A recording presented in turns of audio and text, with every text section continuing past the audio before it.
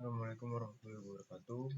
Selamat malam, mohon izin memperkenalkan diri. Taruna atas nama Muhammad Deola Pasifik Srianto, nomor absen 16 NJT 0820 110 Prodi D4 TRPK B semester 7. Izin untuk mempresentasikan guna melengkapi ujian praktek. Di sini saya akan menjelaskan proses refining and types of fuels.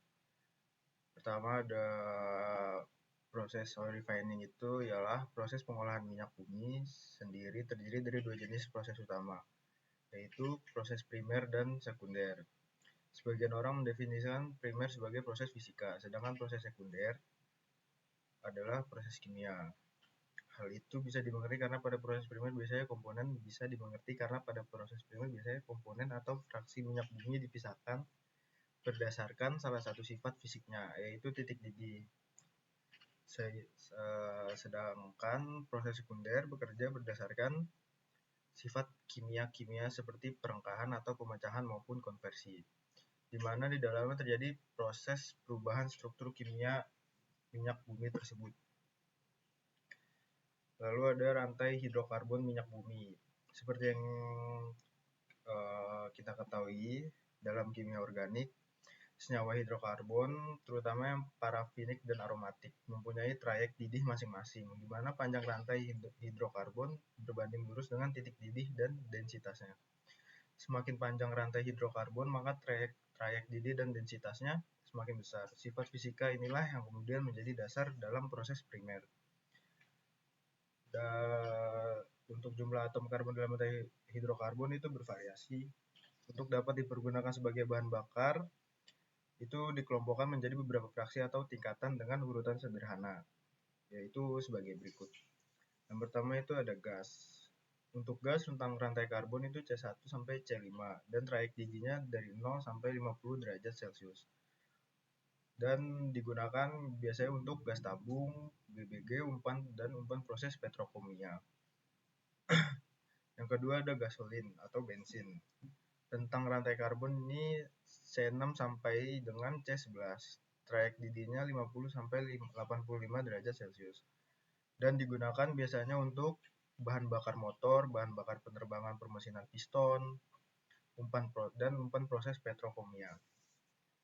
Lalu ada kerosin atau yang biasa kita ketahui sebagai minyak tanah. Dia memiliki rentang rantai karbon C12 sampai dengan C20 dan trayek didih 85 sampai 105 derajat Celcius.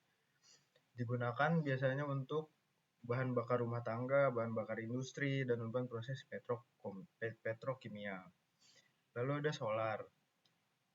Solar memiliki rentang rantai karbon dari C21 sampai dengan C30 dan memiliki trayek didih 105 sampai dengan 135 derajat Celcius.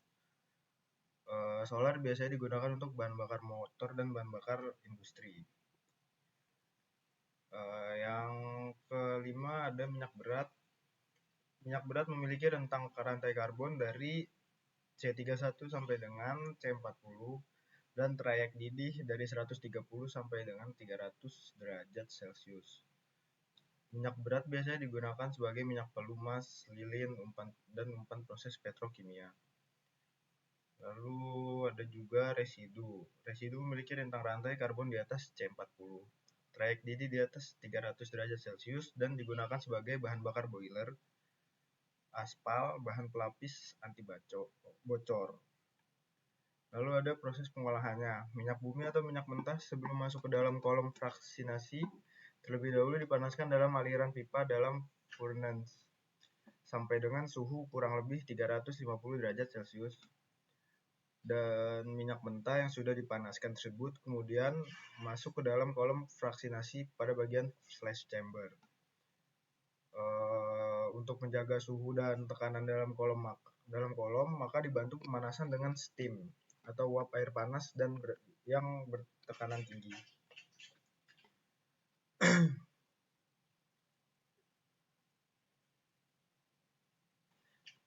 Lalu karena perbedaan titik didih setiap komponen hidrokarbon, maka di sini ditunjukkan bagaimana proses pembuatannya.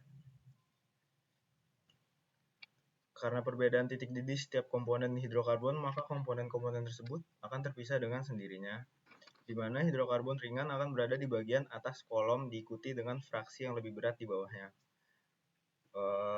Pada tray, komponen itu akan terkumpul sesuai fraksinya masing-masing, yang seperti ada di gambar sebelumnya. Pada setiap tingkatan atau fraksi yang terkumpul kemudian dipompakan keluar kolom, didinginkan dalam bak pendingin, lalu ditampung dalam tangki produknya masing-masing. Produk ini belum bisa langsung dipakai, karena masih harus ditambahkan zat penambah agar dapat memenuhi spesifikasi atau persyaratan baku mutu yang ditentukan oleh Dirjen Migas Republik Indonesia untuk masing-masing produk tersebut. Lalu ada jenis-jenis bahan bakar. Yang pertama itu ada aftur, sama halnya dengan afgas, aviation turbine atau aftur ini juga merupakan bahan bakar yang dihasilkan dari fraksi minyak bumi. Bedanya, aftur digunakan untuk bahan bakar pesawat udara dengan tipe mesin turbin atau external combustion. Lalu ada minyak tanah. Jenis bahan bakar yang satu ini juga sudah tidak asing lagi karena seringkali digunakan untuk pemakaian domestik ataupun usaha-usaha kecil rumahan.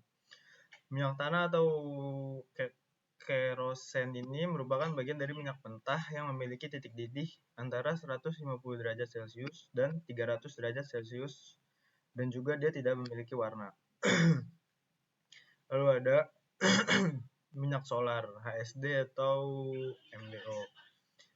Jika Anda penasaran dengan bahan bakar yang digunakan oleh jenis kendaraan bermotor transportasi dan mesin industri, minyak solar adalah jawabannya.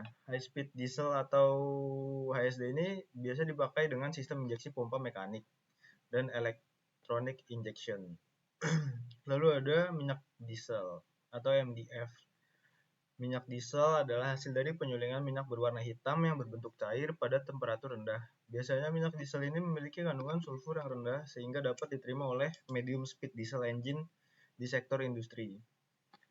Lalu ada MFO atau minyak bakar. Jenis BBM ini adalah hasil dari jenis residu yang berwarna hitam.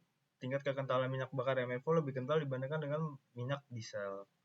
Jenis BBM ini umumnya dipakai untuk pembakaran langsung pada industri besar dan digunakan untuk steam power station hingga beberapa pengguna pada sektor ekonomi.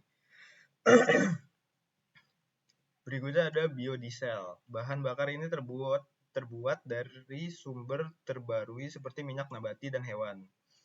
Secara kimia, biodiesel merupakan bahan bakar yang terdiri dari campuran monoalkil ester dan dari rantai panjang asam lemak. Jika Anda menemukan produk diesel di pasaran, bahan bakar diesel tersebut merupakan campuran 95% diesel petroleum dan mengandung 5% CPO yang telah dibentuk menjadi fatty acid methyl ester atau biasa FAME. Lalu ada bensin. Seringkali dan mudah untuk ditemui, jenis bahan bakar minyak bensin ini adalah bahan bakar paling umum untuk digunakan oleh kendaraan. Bensin ditunjukkan untuk mesin pembakaran dengan pengapian. Di Indonesia sendiri, kita dapat menemukan beberapa jenis bahan bakar bensin, namun Anda harus memperhatikan lebih karena pemilihan bensin ini akan sangat berpengaruh pada kondisi mesin yang Anda miliki.